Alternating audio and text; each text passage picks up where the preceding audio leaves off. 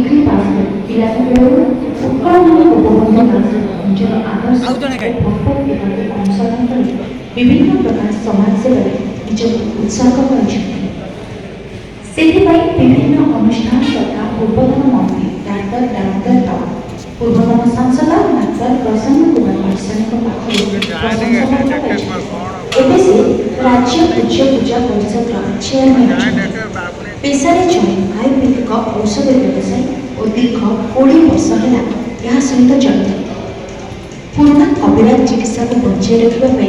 उद्यम चली सहित आयुर्वेद को अपनाने लोक परामर्श देता से दुर्नीति मिथ्या और निशा सेवन को घृणा करते निज अंचल उन्नति सहित लोक को न्याय देवा